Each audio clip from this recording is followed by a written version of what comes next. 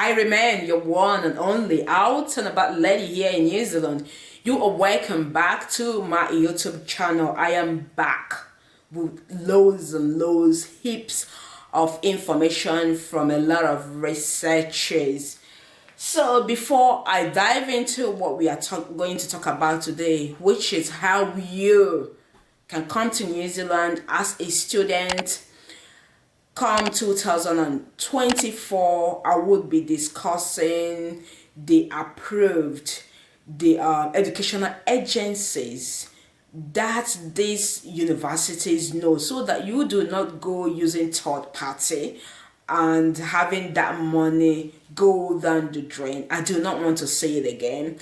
And I will talk about the English proficiency requirement, finance, which is what determines if you are making that move or not, the respective school fees costs from undergraduate, postgraduate, PhD, and your vocational studies, and also are there full and partial scholarships available. All of this is what we are going to be looking about today, and I am going to be picking Massey University to talk about their own requirements and the courses that they cover, and subsequently I would discuss the other 7 universities, and also I will talk about the 16 institutions here in New Zealand. I would be creating a different log in my YouTube channel where you would access all this information. But before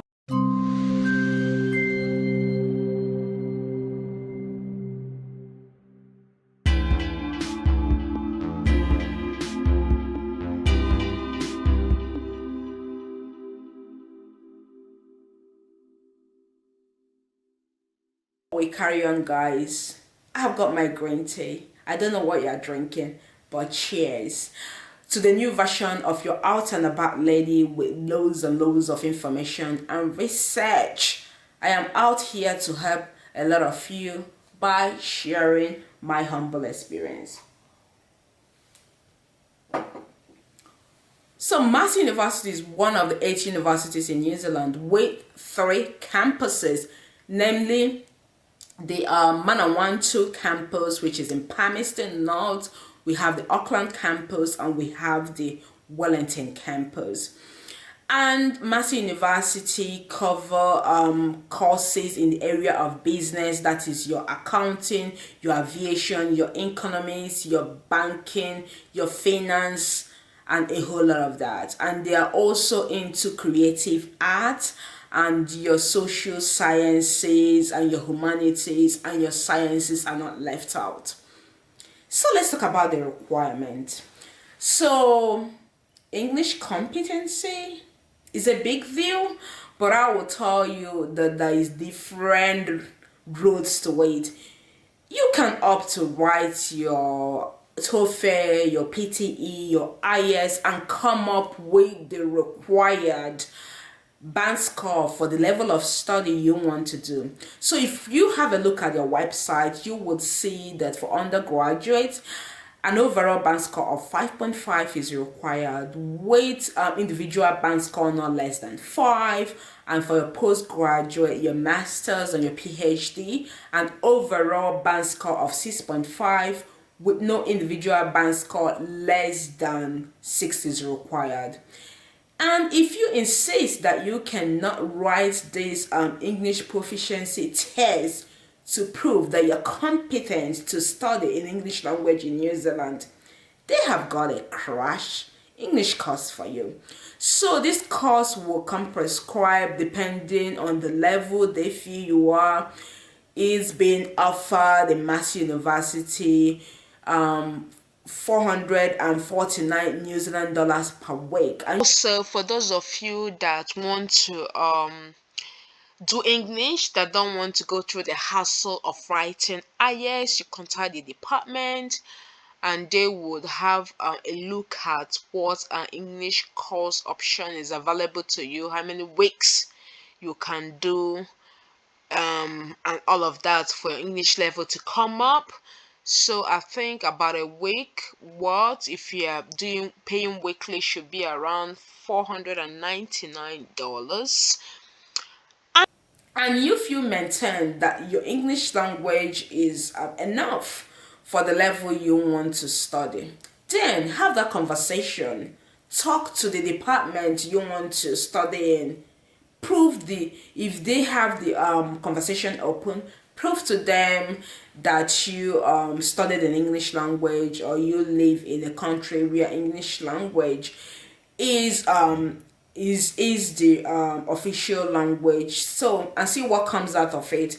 What I know from my experience living here is never say never. Always have that conversation open and have your part, your concerns, and what you think conveyed, and let them have a sitting or a meeting to give you a feedback. So these are your three options when it comes to English language requirements. So the next requirement before we dive into the finance is the certificates or the documents you need to show. For example, if you are coming to study at first degree, you should have your O level, and if you are coming to study for masters, you should have your first degree certificate. So you should have the last level you studied at. You should have a certificate or things to show that I have studied up to this level. Or if you are coming to do research, you should have your work experience and all of that speaking in that direction. So now let's talk about the finance proper. Let's dive into the university prospectus ahead of 2024 as it is out. Let's have a flip through on the courses, on the fees for respective courses, so that you have that glimpse on how much you should have at hand before you talk about I want to study in New Zealand. So as you can see here, these are certificates and diplomas. So per semester, in some certificates in arts, you can pay as much as 15,230, and you have your business administration one semester about 16,940.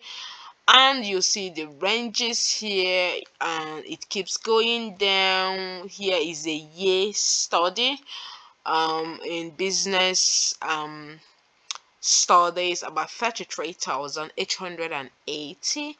And if you go further down, you will see the other courses and what the school fees looks like. And if you come here, you would see your Bachelor of Aviation Air Transport. That's if you want to be a pilot. That is 105 810 New Zealand dollars. This is per year. And this is first year, and second year increased a little bit, and that sort of thing. So have a look to see cost of interest and what you can afford. Yeah.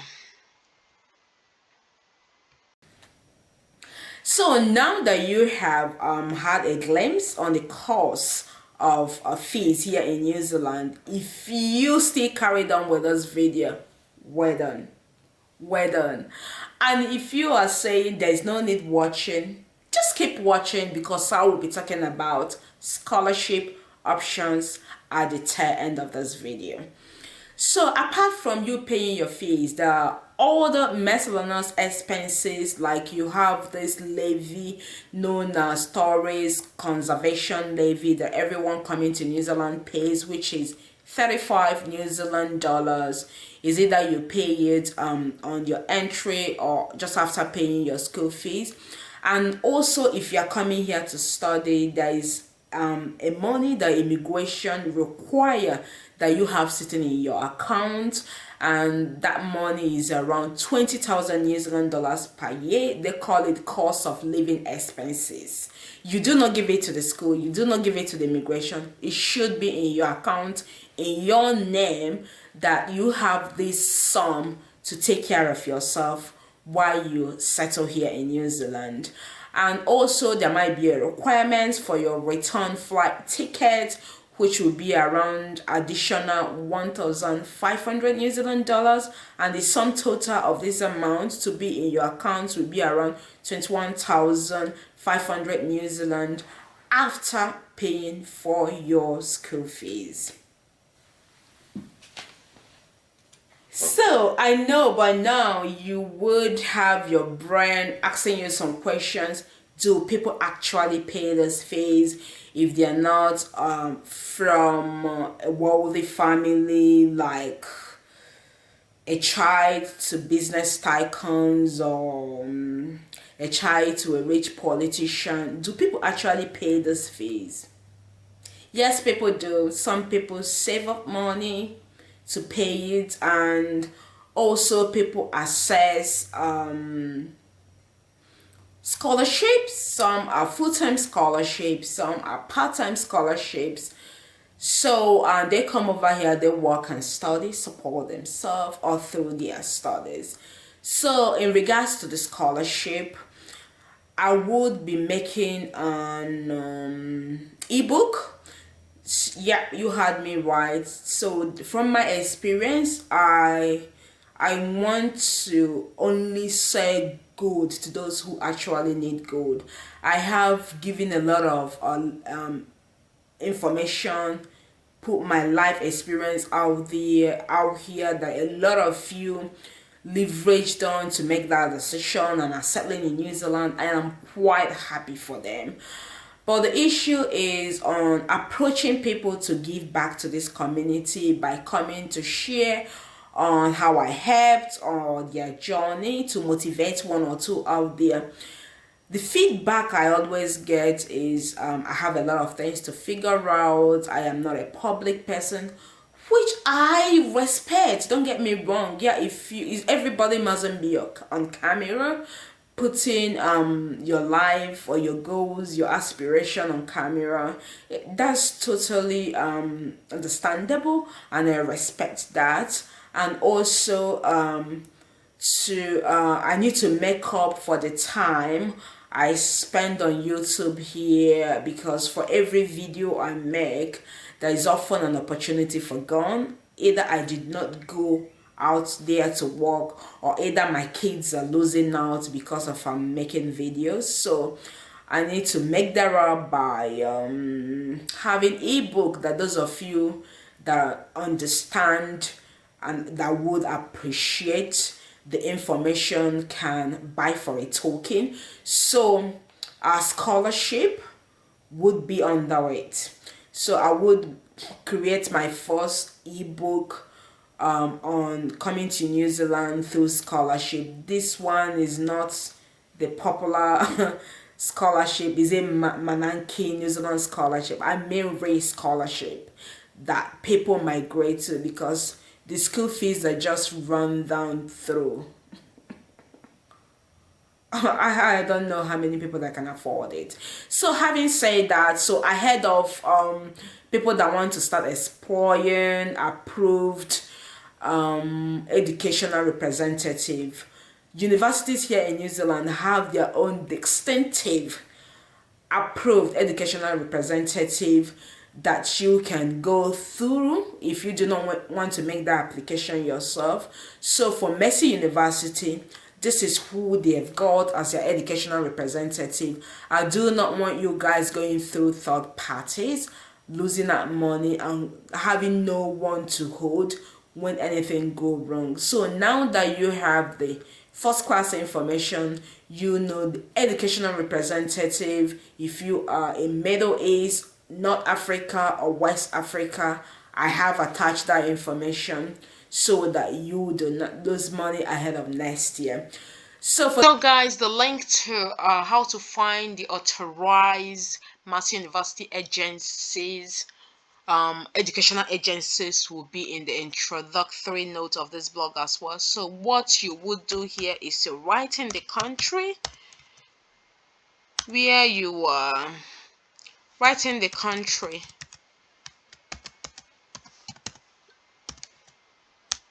yeah, then you search.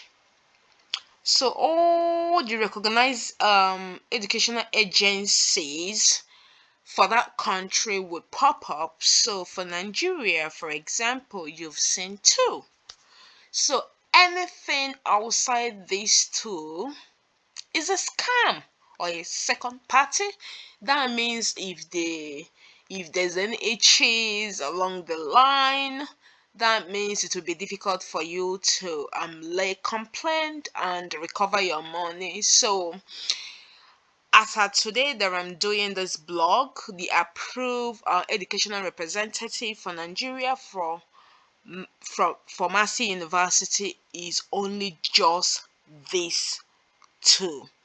But as you guys know, things changes quickly. I would always advise um, at any time you want to resume your application, you can always flip the university an email to ask who is the educational agency approved for my country, or you can hop into their website and do the search, which is what I did now. So you only have these two.